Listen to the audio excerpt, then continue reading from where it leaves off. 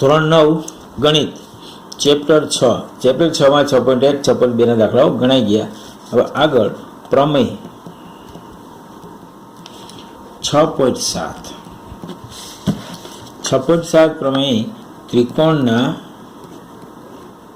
ત્રણેય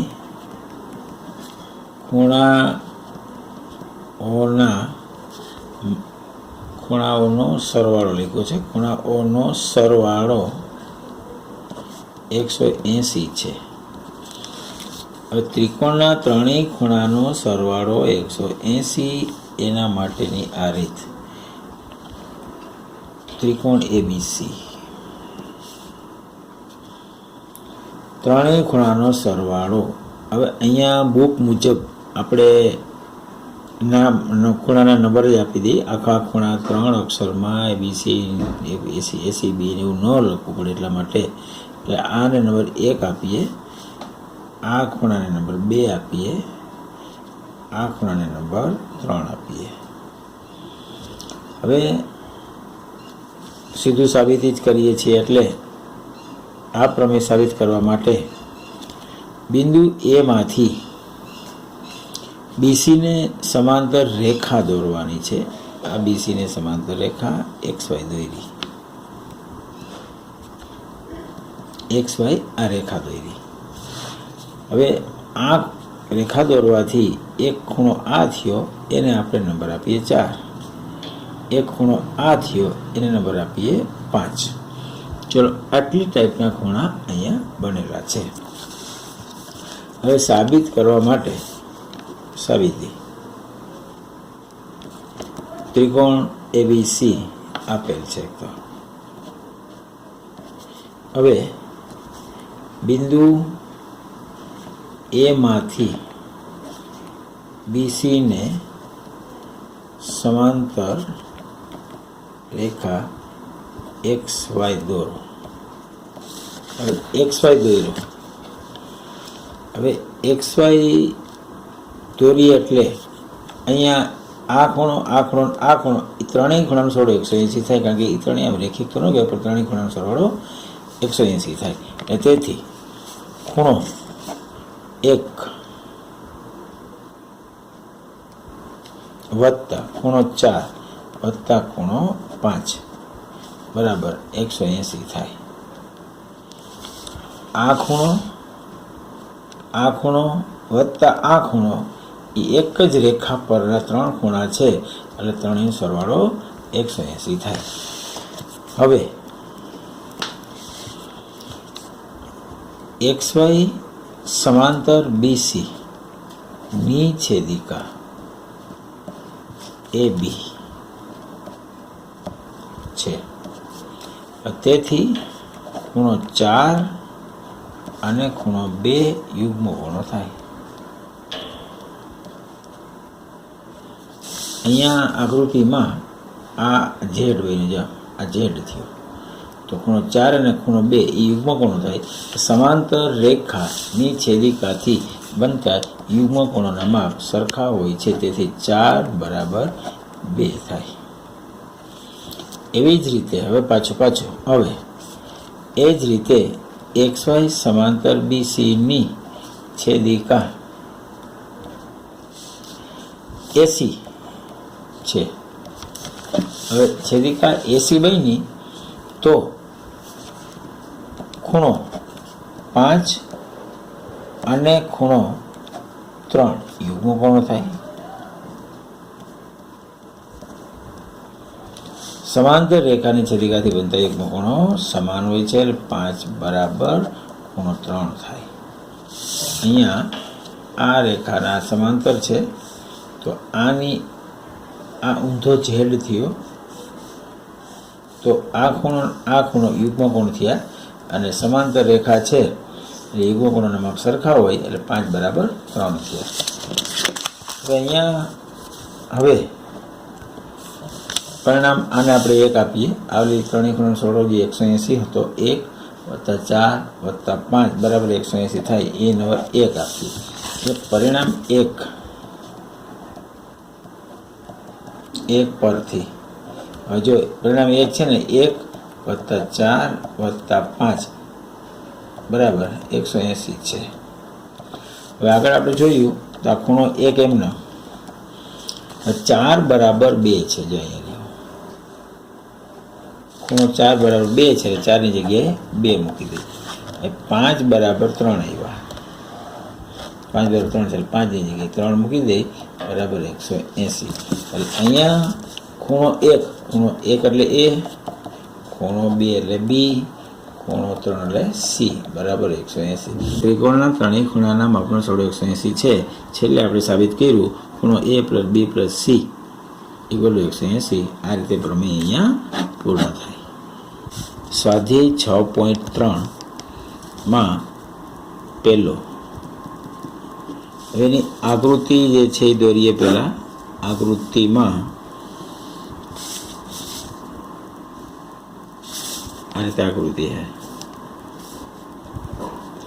ચલો, અહીંયા S બિંદુ છે, અહીંયા P બિંદુ છે, અહીંયા Q બિંદુ છે, અહીંયા R બિંદુ છે, અહીંયા T બિંદુ છે. આ ખૂણો 110 છે, આ ખૂણો 135 આકૃતિ મુજબ છે. ત્રિકોણ PQR છે.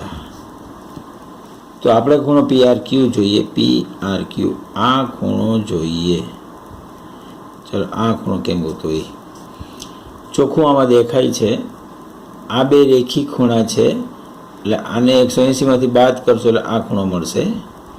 આ બે રેખી ખૂણા છે, આને 180 માંથી બાદ કરશો એટલે આ ખૂણો મળશે. તો ત્રિકોણ PQR માં ત્રણેય ખૂણાનો સરવાળો 180 થાય. તો 180 માંથી આ ખૂણો આ P, આ ખૂણો Q બાદ કરીએ એટલે આ ખૂણો R મળશે. આ રીતે દાખલો ગણવાનો છે. ચલો, અહીંયા લખીએ ત્રિકોણ PQR માં પેલા આના પરથી લઈ R માં QPS હોવાથી QPS સમરેખ બિંદુ એક જ રેખા પરના આ બિંદુ છે હોવાથી ખૂણો SPR અને ખૂણો RPQ રેખિક ખૂણા છે, રેખિક જોડના ખૂણા છે. તેથી ખૂણો SPR પ્લસ ખૂણો RPQ બરાબર 180. કૌંસમાં લખો તો જૂઠ, નહીતર અહીંયા લખાઈ ગયું છે. ચલો, SPR 135, આ ખૂણો એમનમ 135 આ બાજુ માઇનસ કરો. ખૂણો RPQ બરાબર 180 - 135. તેથી ખૂણો RPQ બરાબર 45.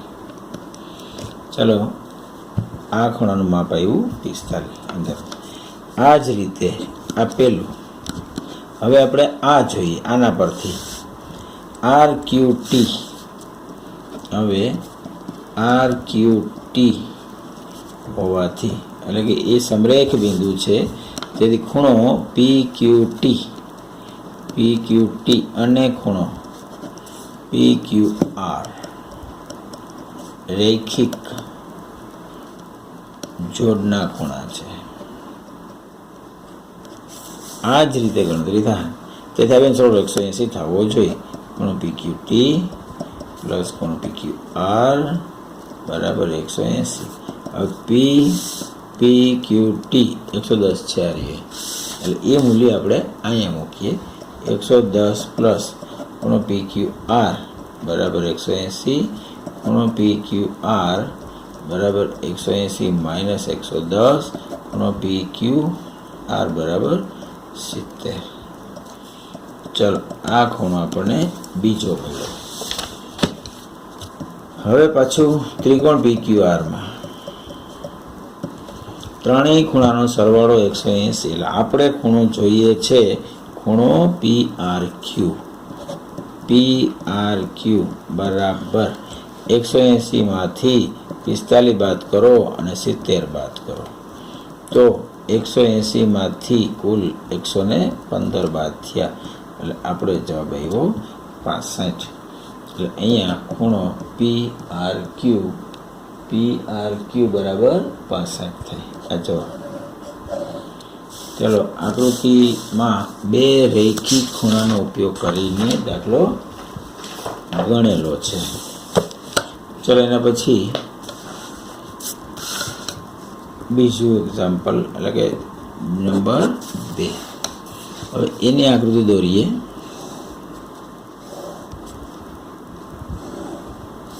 એક્સ વાય ઝેડ આ ત્રિકોણ છે. હવે એમાં એમ કીધું છે એક્સ બરાબર 62 છે. આ 62 છે. આ એક્સ વાય ઝેડ આ આખો ખૂણો એ 54 છે. XYZ ના XYZ અને XZY ના દ્વિભાજકોનું કહેવાય O. આનું દ્વિભાજક એટલે બરાબર વચ્ચેથી આ દ્વિભાજક અને આનું દ્વિભાજક બરાબર વચ્ચેથી O માં છેદે છે. YO ZO OZY આ ખૂણો જોઈએ અને YOZ આ ખૂણો જોઈએ. હવે અહીંયા સૂત્ર મુજબ લખીએ ત્રિકોણ XYZ માં ખૂણો Y અને ખૂણો Z ના દ્વિભાજકો બિંદુ O માં છેદે છે. હવે એનું સીધું સૂત્ર જ પાકું રાખો તો સહેલું થાય, નહીતર પછી લાંબી ક્રિયા કરવી પડે. પણ સીધું સૂત્ર જ યાદ રાખીએ. સીધો ખૂણો તમને આ મળી જાય આવડો. પણ આ સૂત્ર ક્યારે લખવું? દ્વિભાજકો હોય તો આ સૂત્ર પાકું રાખવાનું છે બધાએ. દ્વિભાજકો હોય ત્યારે ખૂણો YOZ બરાબર 90 પ્લસ 1/2 ખૂણો X. આ સૂત્ર યાદ રાખવાનું છે. YOZ બરાબર 90 પ્લસ આનો અડધો. ચલો 90 પ્લસ 1/2 આ 62. તો 90 પ્લસ 31 62 આપણે 121. આ જવાબ. ખૂણો YOZ બરાબર આ એક જવાબ. નહીતર મળી જાય. હવે આ ત્રિકોણ લઈ લેવાનો છે. આ નીચેનો. ચલો હવે ત્રિકોણ OYZ માં ખૂણો OYZ બરાબર 1/2 ખૂણો XYZ એટલે 1/2 54 57 એટલે OYZ આવ્યો 54. આ 54 આવ્યો. આ 27 આવ્યો. આ 27. હવે ત્રિકોણમાં 180 માંથી આ બેને બાદ કરો એટલે આ ખૂણો મળી જાય સીધો જવાબ. એટલે હવે ત્રિકોણ પાછો OYZ માં ખૂણો OZY equal to 180 minus 121 minus 27. એટલે 180 માંથી કુલ 7 ને 8 4 ને 148 બાદ થયા. 7 ને 8 બીજું 4 ને 148 અને આવા બાદ કરો એટલે 32. OZY ઇક્વલ ટુ 32 થાય. ચલો એટલે અહીંયા દાખલો બીજો. એમાં બે જવાબ જોતા હતા. આ બે જવાબમાં OZY બરાબર આવ્યા આપણને 32. આ જવાબ. ચલો શીખી પૂરું. આ દાખલા નંબર 2 કમ્પ્લીટ. સહેલો, એકદમ સહેલી રીત. તમારે બીજી રીતે થઈ શકે. આખો ત્રિકોણ લેવાનો. એમાં આ ખૂણો છે, આ ખૂણો છે. તો 180 માંથી 62 ને 54 બાદ કરો એટલે આખો Z મળે. આખા Z ને અડધો કરો ને એટલે આ મળી ગયો. આનો અડધો કરો એટલે આ મળી ગયો. 180 માંથી આ બાદ કરો 2 ત્યારે આ મળી જાય. એટલે તોય થઈ જાય. આ રીતે ગણી શકો. ચલો એના પછી છેલ્લો દાખલો એમની આકૃતિ આ સમાંતર છે બે.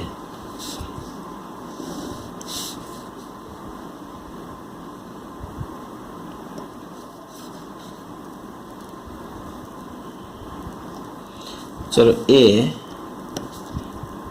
બી સી ડી અને E 35 53.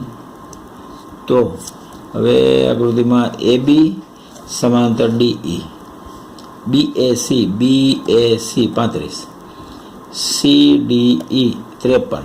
તો DCE મેળવવાનું છે, આ મેળવવાનું છે. આકૃતિમાં AB સમાંતર DE છે, આ સમાંતર છે. તો AE છે ને એની છેદિકા બને અને AE તેની છેદિકા છે. તેથી ખૂણો BAE અને BAE અને BAE અને ખૂણો AED યુગ્મ કોણો છે. અહીંથી આમ આમ અને આમ આ બે ખૂણા યુગ્મ કોણના માપ સમાન હોય, સમાંતર રેખા હોય ત્યારે. એટલે તેથી ખૂણો BAE બરાબર ખૂણો AED. BAE કે C જે લે તે આ 35 બરાબર AED ખૂણો AED. આપણે આ મળ્યો 35, આ ખૂણો 35. હવે આ ત્રિકોણ લઈ લેવાનો. હવે ત્રિકોણ CDE માં આપણે જે ખૂણો જોઈએ છે DCE બરાબર 180 માંથી બંને ખૂણા બાદ કરી નાખો. એટલે 180 માંથી કુલ 88 બાદ થયા. 5 ને 3 8, 5 ને 3 8. એટલે 180 માંથી 88 બાદ કરો એટલે 92 છે.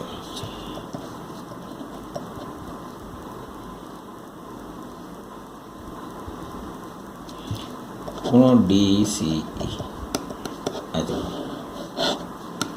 ચલો આ દાખલા નંબર 3.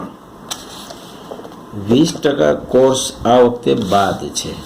તેથી 6.3 સ્વાધ્યાયમાં 3 જ દાખલાઓ કોર્સમાં છે. ચોથો, પાંચમો અને છઠ્ઠો કોર્સમાંથી કાઢી નાખેલ છે, એટલે એ ગણવાના નથી. પણ આ વર્ષ પૂરતું. આગલા જે સ્વાધ્યાય આપણે ગણી લીધા ત્યારે સ્વાધ્યાયના બધા દાખલાઓ આપણે ગણી લીધેલ હતા, પરંતુ ત્યાર પછી 30% કોર્સ બાદ આવ્યો. હવે આમાં તમે જુઓ છો કે છઠ્ઠું ચેપ્ટર રેખાઓ અને ખૂણાઓનું આટલું રાખેલું છે, આટલું રદ કરેલું છે. એટલે 6.2માં 6.1માં 1 અને 2 જ દાખલા ગણવાના છે. આપણે ગણેલા ઘણા હશે, બધા ગણ્યા હશે, પણ ત્યારે કોર્સ નક્કી નહોતો એટલે બધા ગણેલા છે. 6.1માં 1 અને 2 જ દાખલા ગણવાના છે. પ્રમેય 6.1 જ કરવાનું છે, 6.2 કરવાનું છે અને 6.7 કરવાનું છે. પ્રમેય 3 જ કરવાના છે.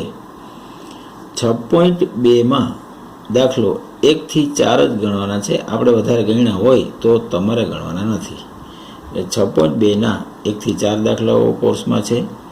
6.3ના 1, 2 અને 3 દાખલાઓ કોર્સમાં છે. એટલે અહીંયા આ છઠ્ઠું ચેપ્ટરના બધા દાખલા અને પ્રમેય, થિયરી, વ્યાખ્યા જે કંઈ છે ખૂણાની સમજૂતી એ છે પૂર્ણ. અને છઠ્ઠું ચેપ્ટર છે એ પૂર્ણ છે અહીંયા.